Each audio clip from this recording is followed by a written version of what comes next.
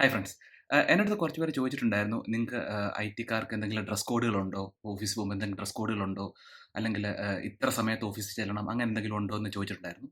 അപ്പോൾ നമുക്കങ്ങനെ പ്രത്യേകിച്ച് ഡ്രസ് കോഡൊന്നുമില്ല. ചില കമ്പനികൾക്കുണ്ട്. ഞാൻ വർക്ക് ചെയ്യുന്നിടത്ത് അങ്ങനെ പ്രത്യേകിച്ച് നമുക്ക് ഡ്രസ് കോഡുകളൊന്നുമില്ല. നമുക്ക് എന്ത് വേണേൽ ധരിക്കാം. നമുക്കിപ്പം 3/4 ടീ ഷർട്ടോ, ഷോർട്ട്സോ എന്ത് വേണം, ഈവൻ ബിക്കിനിയോ എന്ത് വേണേൽ നിങ്ങൾക്ക് ധരിച്ചിട്ട് പോവാം. ആരും ഒന്നും ചോദിക്കുകയില്ല.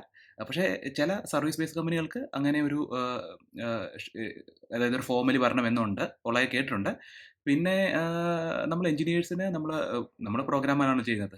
പ്രോഗ്രാമിൽ വർക്ക് ചെയ്യുന്ന എഞ്ചിനീയേഴ്സിന് അങ്ങനെ കാര്യമായിട്ടുള്ള ഡ്രസ് കോഡുകളൊന്നുമില്ല. എന്ത് വേണമായിട്ട് വരാം.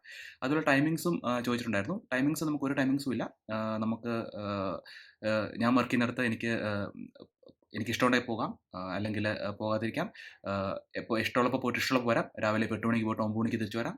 10 മണിക്ക് പോയി 11 മണിക്ക് എപ്പോൾ വേണേലും നമ്മുടെ ഇഷ്ടമാണ് എന്ത് വേണം ചെയ്യണമെന്ന്. അതിനകത്തൊന്നും ഒരു ക്വസ്റ്റ്യൻസും ഉണ്ടാകത്തില്ല.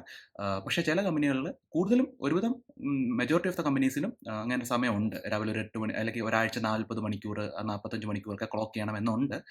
പക്ഷേ അത് ഈ service base company Infosys, Wipro അങ്ങനത്തെ കമ്പനികളൊക്കെ എന്തായാലും ഉണ്ട്. പിന്നെ നല്ല പ്രൊഡക്റ്റ് കമ്പനികളിൽ ഇങ്ങനത്തെ ടൈമിംഗ്സ് ഒന്നുമില്ല. നിങ്ങൾക്ക് എപ്പോൾ വേണേൽ പോകാം, എപ്പോൾ വേണേൽ വരാം, എന്ത് ഡ്രസ്സ് ചെയ്യാം, കുഴപ്പമൊന്നുമില്ല, ഒരു കുഴപ്പമില്ല. നിങ്ങളുടെ വർക്ക് ഒക്കെ തീർത്താൽ മതി. അങ്ങനെയാണ്. ഇപ്പം ഇപ്പം ഞാനിന്ന് വർക്ക് ഫ്രം ഹോം ആണ്.